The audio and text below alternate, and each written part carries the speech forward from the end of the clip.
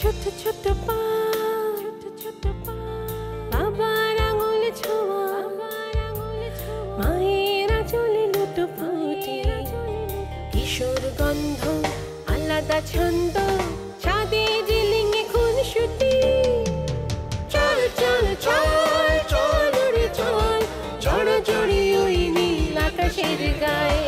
রোদ ছোঁয়া মেঘে ঢাকা নাটাইয়ের হেঁটে যাওয়া, সুতোই বেলা যায় বেলা যায়। আমার বেলা যে যায় সাঁঝ বেলাতে, তোমার সুরে সুরে সুর মেলাতে আমার বেলা যে যায়। বেলা যায় গান গায়, বাড়ে ভালোবাসা স্বপ্ন অভিমান, ভেসে আসে কোন আশে, ঘোরল এক শেষ বিকেলের গান।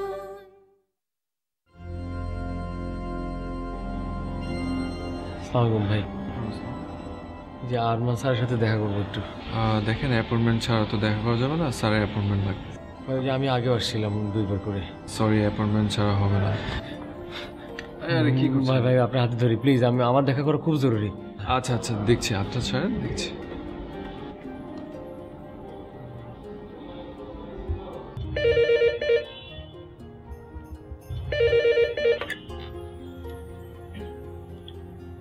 স্যার সরি স্যার, টুকু নামে একজন ভদ্রলোক আপনার সাথে দেখা করতে চায়। আমাকে কেন ফোন দিয়েছেন? আমার পিএসকে বললেই তো হতো। উনি বলেছেন আপনি খুব ব্যস্ত আছেন।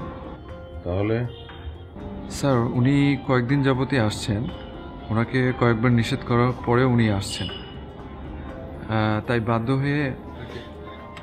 স্যার স্যার আমি আপনার সাথে অনেক দেখা করার চেষ্টা করেছি, কিন্তু অনেকদিন ধরে চেষ্টা করছি, আইনের কেউ আপনার কাছে আমাকে পৌঁছে দিতে চায় না। সবাই ভাবে আমি খুব খারাপ, আমার কথা খুব বিশ্বাস করে না। স্যার আপনার সাথে দেখা করাটা খুব জরুরি, প্লিজ, খুব জরুরি স্যার, প্লিজ। যে শুনুন, আমি একটু ব্যস্ত, আপনি আমার পিএসের সাথে। না স্যার, না করবেন না, আমি খুব খুব অল্প সময় নেব স্যার। স্যার বিশ্বাস করেন আমি খুব অল্প সময় নেব। আপনার সাথে দেখা করাটা দেখা আমাকে করতে হবে sir. Sir please please sir, আপনি আমার মায়ের শেষ ইচ্ছাটা পূরণ করতে দিন। ওকে, আপনি আসেন। Thank you sir. আসসালামু আলাইকুম স্যার। জি স্যার, ওকে স্যার, ওনাকে পাঠিয়ে দিচ্ছি। ওকে থ্যাংক ইউ স্যার, ঠিক আছে বসুন।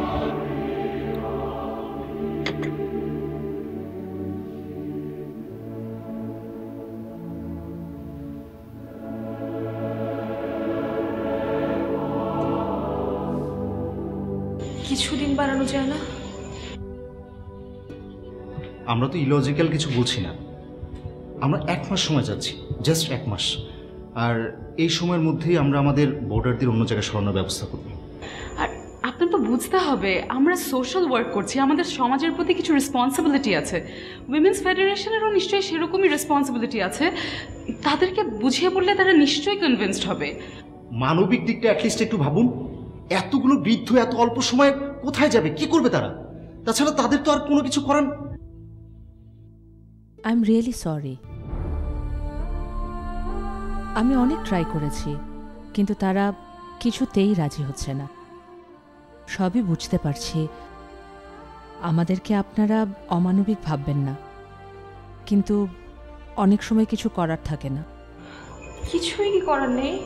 সেদিন আমি নিজ দায়িত্বে 7 দিনের সময় বাড়িয়ে নিয়েছিলাম। এখন আসলেই কিছু করার নেই। 2-1 দিনের মধ্যে সায়ান্ন বন্ধ করে দিতে হবে, পার্মানেন্টলি।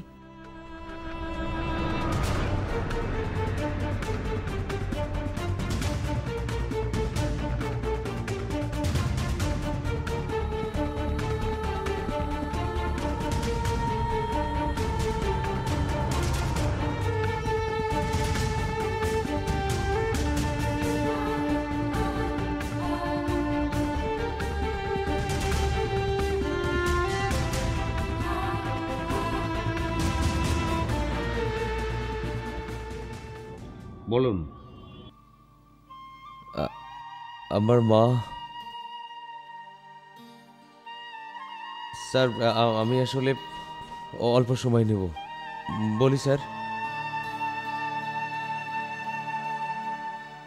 স্যার, আমি আমার বাবা আমার একমাত্র সন্তান।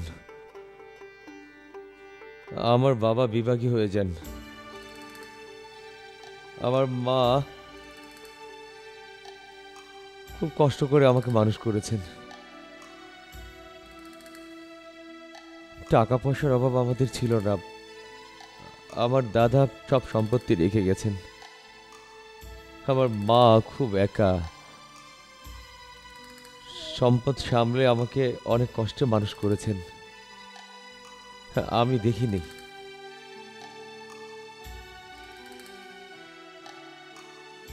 ওই সময়টাতে অনেক আমি নষ্ট হয়ে গিয়েছিলাম। নেশা, জেল, জরিমানা। স্যার, আমি নষ্ট হয়ে গিয়েছিলাম, মানে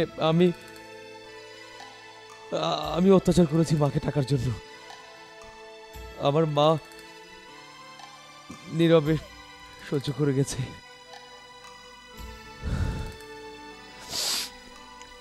আমি স্যার আমি সম্পত্তির জন্য যখন মাকে অত্যাচার শুরু করলাম, মা একদিন জমির দলিল নিয়ে বাড়ি ছেড়ে পলালেন।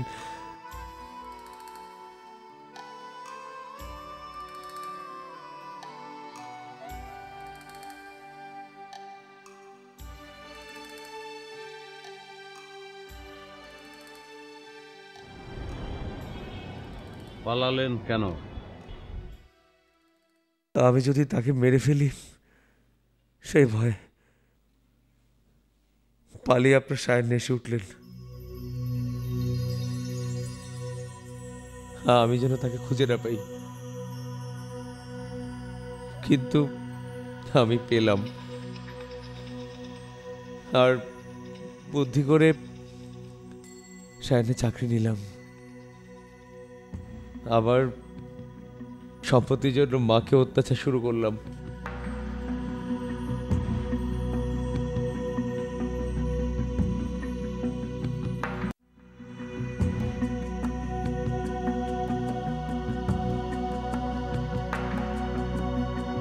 Yes doctor Shoumik.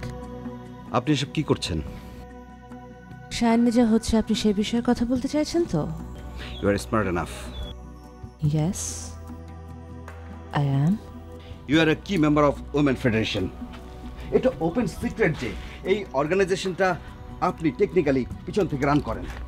আপনি চাইলেই কি শায়নের বিরুদ্ধে নেওয়া অ্যাকশনগুলো বন্ধ করতে পারতেন না? System is following its own path. আমার কিছুই করার ছিল না। আমি আপনাকে একবার বিশ্বাস করে বোকা হয়েছি, আর না। Freedom of choice. মিস নারমিন, এই সায়ান্নে আপনি আমাকে অ্যাপয়েন্ট করেছিলেন, অ্যান্ড আমি সবসময় আপনার প্রতি লয়াল ছিলাম। উইমেন্স ফেডারেশন যখন সায়নের এগেনস্টে মামলা করার সিদ্ধান্ত নেয় তখন আপনি নিশ্চয়ই জানতেন। জানাননি? কোর্ট থেকে নিশ্চয়ই আমাদের নোটিশ করেছিল, কিন্তু আপনার লোক আদনান সেটি কৌশলে সরিয়ে ফেলেছে, তাই না? আমাদের কি জানার অধিকার ছিল না? লয়াল ছিলেন সব সময়। Yes, I agree. আমাদের মধ্যে একটা কমিটমেন্ট ছিল যে সায়ান্নকে জাস্ট একটা নন প্রফিটেবল অর্গানাইজেশন হিসেবে আমরা দেখতে চাই না। And you broke that. নারমিন, বলো সৌমিক। নারমিন, আমরা একসময় কলিগ ছিলাম, দুজনেই অ্যাম্বিশাস ছিলাম। আমাদের দুজনের মধ্যে একটা ভালো সম্পর্কও ছিল। নারমিন, সেই সময়গুলোকে মনে করেও কি তুমি সায়ন্নাকে তোমার রিসেন্ট অ্যাক্টিভিটিসে আমার মনে হয়নি যে তুমি যে সময়ের কথা বলছো সেটা তোমার মনে আছে। তুমি আমাদের প্ল্যানের এগেইনস্টে গেছো। আর শ্রমিক, তুমি জানো, I didn't even spare Arman for being irrational, non-professional. আর সেখানে তুমি তো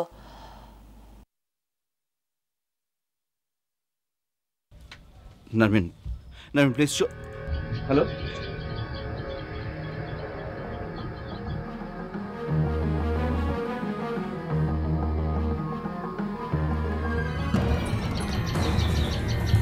স্যার, আপনি নারমিন ম্যাডামের সাথে? আমার বিশ্বাস হচ্ছে না sir. You you you are our idol. No, how could you? No please wait. Alone we can do so little. Together we can do so much. এই ফিলোসফিটা আপনি আমাদের শিখিয়েছেন। আর আজকে আপনি, স্যার আপনি কি কখনোই আমাদের একজন ছিলেন না? জি প্লিজ, আমার স্যার ভেবেছিলাম আপনি আলাদা স্যার। প্লিজ প্লিজ আমার কথা শুনুন।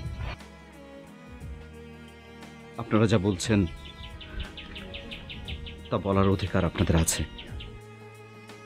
কিন্তু যা শুনেছেন তা পুরো গল্পের অর্ধেক, বাকিটা আপনাদের জানা নেই। এরপর আর কি বাকি থাকতে পারে স্যার? থাকতে পারে, থাকে। লাইফটা ভীষণ interesting Rajiv, full of twist and turns. এখানে সবসময় কিছু না কিছু বাকি থেকেই যায়।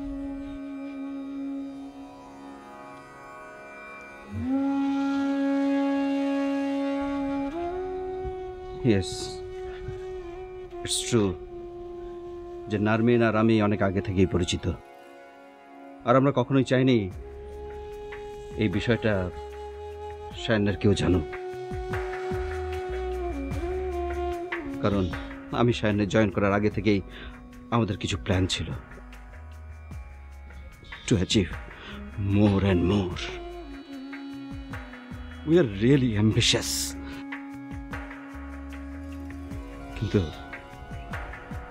কিন্তু এখানে আসার পর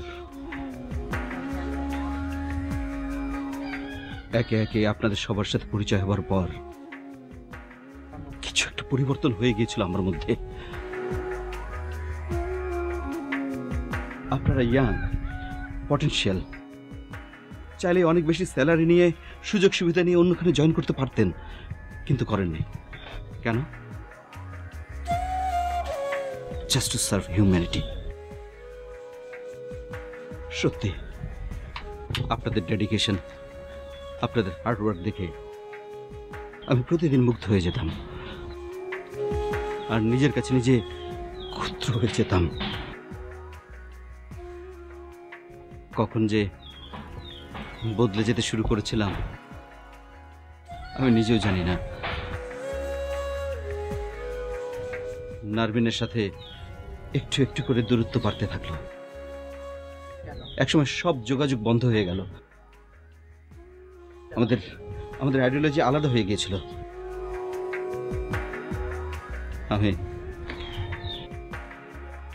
আমি আপনাদের একজন হয়ে গিয়েছিলাম।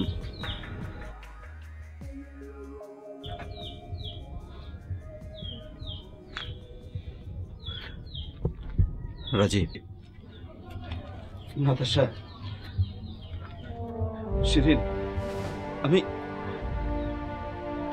আমি আপনাদেরই একজন, এই শায়নের একজন। শায়নকে এইভাবে ধ্বংস হতে দিতে পারি না, হতে দেব না। কিভাবে থামাবেন স্যার? জানি না স্যার, যখনই কোনো সমস্যা ফেস করেছি আপনার কাছে এসেছি, আর তার সমাধানও পেয়েছি।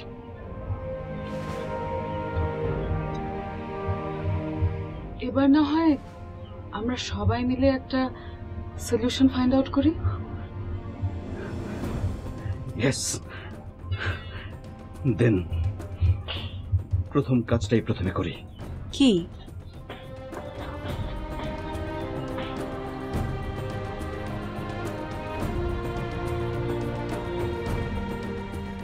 Let's back to work.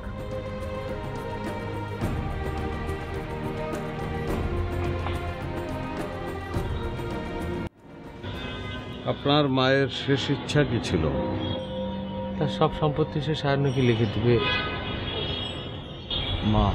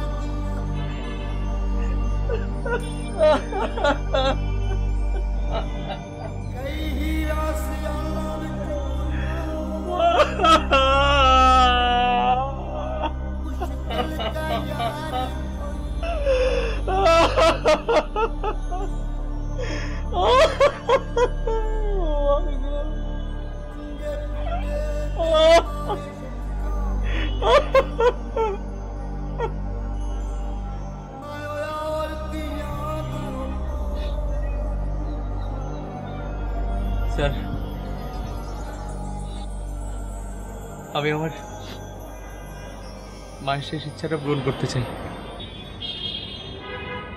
কিভাবে? এখন এই সম্পত্তির মালিক তো আমি। আমার নিজের জন্য সামান্য কিছু সম্পত্তি রেখে বাকিটা সায়নকে দিয়ে দিতে চাই। কিন্তু কেন? আমি তো আগে পারি নাই, মাকে অনেক কষ্ট দিছি। এখন তার শেষ ইচ্ছাটা। Home is the place where the light enters.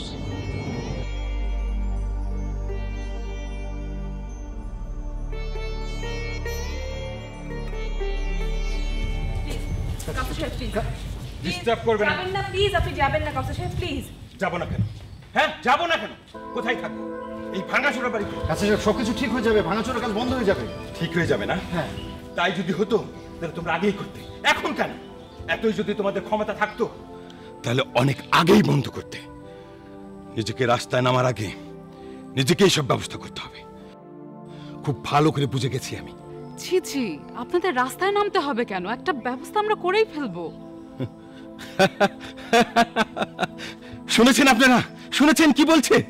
আরে আমার কথা না হয় বাদিয়ে দিলাম, কিন্তু এদের দিকে তো তাকিয়ে দেখো। এরা এরা এরা কোথায় যাবে? এদের ঘর নেই, বাড়ি নেই। কেন নেই জানেন? কারণ কারণ এদের ছেলেমেয়েরা এদেরকে পথে নামিয়ে ছেড়েছে।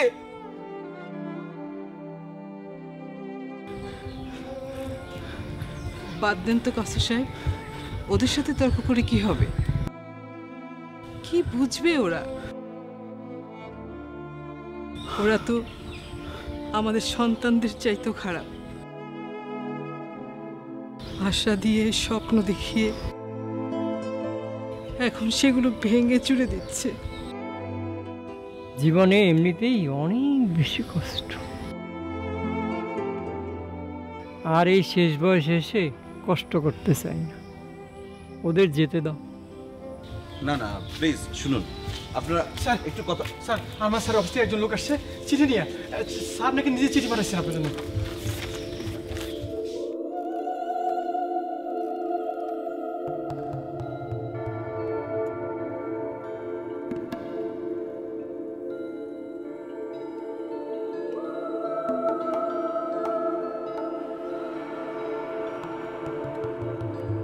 শুনুন শুনুন,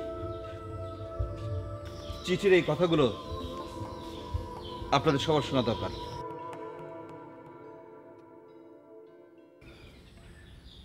কি বলবে আর নতুন করে আর কি বলবে তুমি?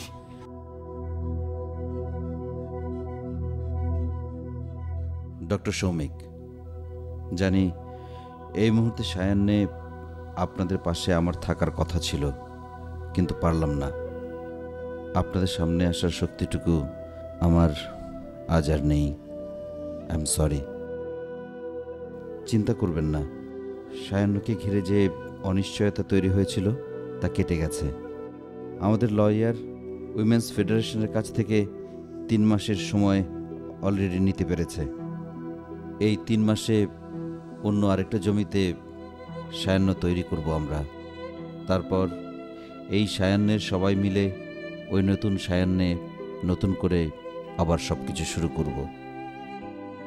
ডক্টর সৌমিক, রোজি চৌধুরীর ছেলে যে টুকু চৌধুরী, আমার মনে হয় আপনারা জানতেন না। যে করেই হোক এই ছেলেটাকে খুঁজে বের করে সায়ান্নে ফেরত আনুন। ভাবছেন কেন? কারণ এদের জন্যই আজ সায়ান্ন বেঁচে গেল। মায়ের শেষ ইচ্ছা পূরণ করে টুকু চৌধুরী তাদের সব সম্পত্তি সায়ান্নকে দিয়ে গেছে। আরেকটা কথা, সব বোর্ডারদের কাছে আমার হয়ে ক্ষমা চেয়ে নেবেন। এই কষ্টের মধ্যে দিয়ে তাদের যেতে হলো বলে। আশা করি আর কখনোই আমরা তাদের কষ্ট পেতে দেব না। সবশেষে শুধুই আমার হয়ে আরেকজন মানুষের কাছে ক্ষমা চেয়ে নেবেন, আমার বাবা। আপনারা যাকে চেনেন রহমান সাহেব হিসেবে আমি তার কথাই বলছি। বাবাকে বলবেন তার এই অযোগ্য সন্তান তাকে যেই দুঃখ দিয়েছে তা পাওয়ার কথা ছিল না। আমি দুর্বল বাবা, ভীষণ দুর্বল, তাই তোমার সামনে এসেও দাঁড়াতে পারলাম না। ক্ষমা করো, কারণ আমার মনে হয় তোমার ক্ষমা, তোমার মতো যত বাবা মা এই সায়ান্নে আছেন তাদের ক্ষমা না পেলে আমরা সায়ান্নকে সামনের দিকে এগিয়ে নিতে পারবো না। বাবা, ছোটবেলায় কাঁধে করে মেলায় নিয়ে যেতে, আজ আমাদের কাঁধে তোমাদের ভার দাও। আনন্দের মেলায় নিয়ে যাই এই সায়ান্নকে।